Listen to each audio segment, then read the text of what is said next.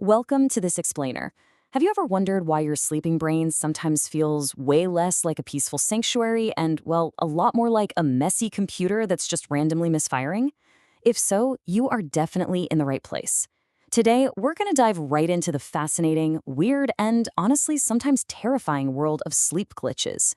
We're going to break down the exact mechanical failures in your brain that cause everything from those sudden, jerky nighttime jolts to full-blown sleep paralysis.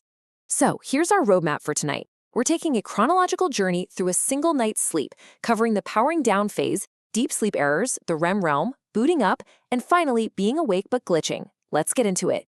First up, powering down. Let's start with that exact moment your head hits the pillow and your brain kicks off its incredibly complex shutdown sequence, making that jump from wakefulness to sleep. But as you're about to see, this transition is rarely a perfectly smooth ride. Okay, quick question. Have you ever tripped in your sleep? Picture this, you're just drifting off, everything's super quiet, and then suddenly, bam! Your entire body slams awake like you just missed a step on a staircase. It's totally jarring, your heart is just pounding in your chest, and boom, you're wide awake again. Well, it turns out about 70% of people actually experience this. It's called a hypnic jerk.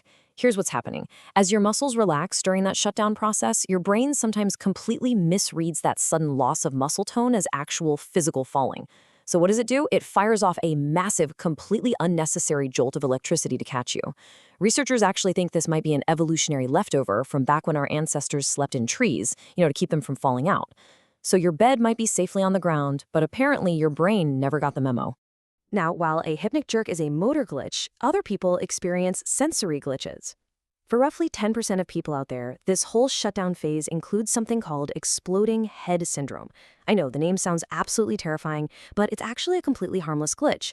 Basically, instead of your sensory processing fading out gradually like it's supposed to, a bunch of auditory neurons just discharge all at once. It creates this enormous, terrifying bang, kind of like a gunshot or a massive cymbal crash, entirely inside your own skull. There is literally no physical sound in the room, it's just your neurons misfiring during shutdown. Also, during this transition, you might run into hypnagogic hallucinations right as you fall asleep.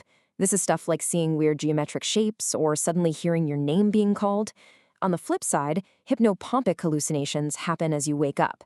That's when your dream circuitry essentially forgets to turn off and literally bleeds right into the real world. And the catch? Both of these are heavily worsened by sleep deprivation, which essentially just makes the transition between your brain states really, really sloppy. Moving on to deep sleep system errors. As we head deeper into the night, we leave that transitional phase behind and plunge right into slow-wave sleep. Now, this is the absolute deepest and hardest to arouse stage of our entire nightly cycle. And man, this is where some truly profound system errors can kick in. It's during this super deep stage that sleepwalking tends to happen. Now, this is absolutely crucial to understand. Sleepwalkers are not acting out their dreams. Dreaming actually happens much later in the night. No, sleepwalking is simply a severe motor system misfire. Your brain sort of partially boots up the motor system, which allows a person to navigate the physical world, open doors or even prep food, all while their conscious mind remains completely powered off. Also, we really need to highlight the absolute difference between a regular nightmare and a night terror. Nightmares usually happen during that lighter dream sleep, and crucially, you actually remember them.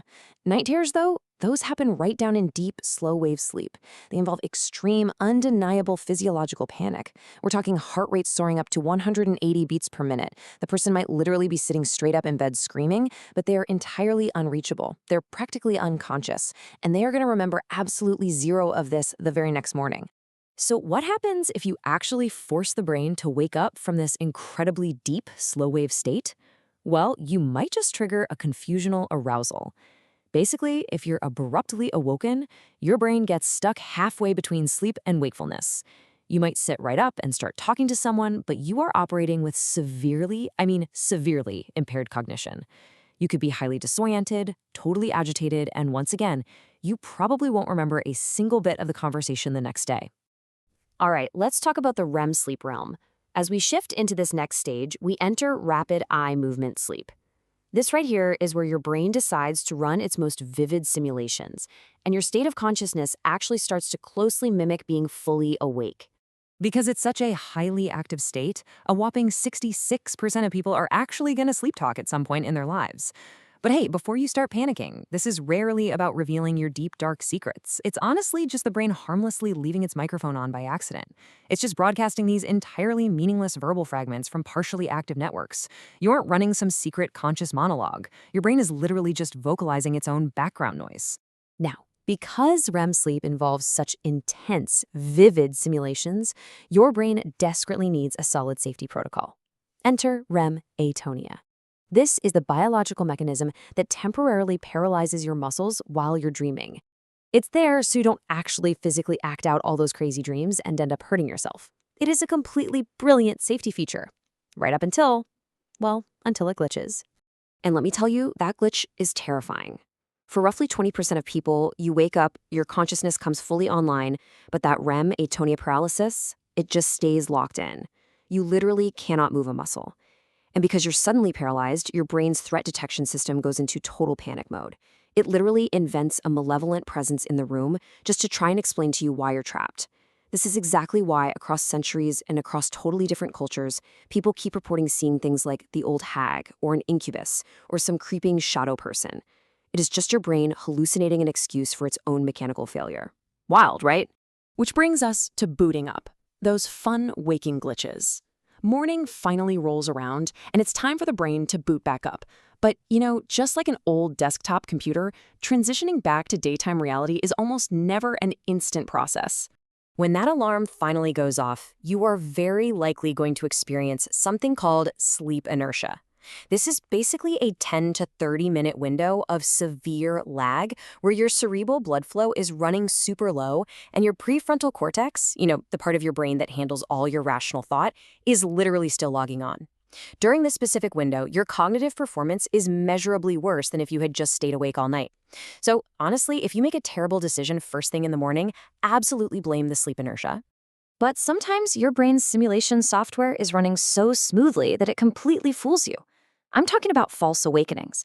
This happens when you dream that you've woken up and you start going about your whole morning routine with such absolute, perfect realism that you fully believe you are awake. Some poor people actually get caught in a loop of these fake mornings, waking up in the dream over and over again, which makes it just incredibly unsettling when you finally do hit the real morning. All right, finally, let's talk about being awake but glitching. Let's take a look at what happens when your daytime wakefulness basically gets hijacked. We've talked a lot about nighttime glitches, but what happens when the absolute villain of our story, sleep deprivation, starts straight up breaking your waking reality? Well, if you accumulate way too much sleep debt, which, believe it or not, can happen after just 17 hours of being awake, you run the real risk of microsleeps. This is a highly dangerous glitch where your consciousness completely vanishes for anywhere from 2 to 30 full seconds. Your eyes might be wide open, you might look completely awake to everyone around you, but internally, an EEG would show that you are fully asleep. The scariest part is you won't even notice it happened. This glitch is literally a devastating cause of major driving and industrial accidents around the world.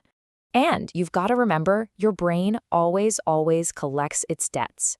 After any period of sustained poor sleep, or even when substances like alcohol suppress your regular REM cycles, your brain is keeping strict track of that deficit. So the moment you finally get a full night's sleep, boom, it triggers a REM rebound. Your brain aggressively plunges you right into much longer, way stranger, and totally emotionally overwhelming dreams just to catch up on all that vital processing time it lost out on. Okay, but it isn't all bad news. By actively practicing techniques like reality testing throughout your day or doing the wake back to bed method, you can actually intentionally induce lucid dreaming. This is arguably the one cool system error on our list. It's where your conscious awareness actually turns on perfectly inside that REM simulation, which suddenly allows you to literally control the entire dream environment. So throughout this explainer, we've seen that while our minds are undeniably incredibly powerful, ultimately they really are just messy organic computers doing their absolute best to transition smoothly between completely different states of consciousness. So tonight, as you lay your head down on the pillow and begin your very own complex shutdown sequence, you really have to wonder, which fascinating little glitch will your brain run next? Thanks so much for joining me on this journey into the weirdly wonderful sleeping mind.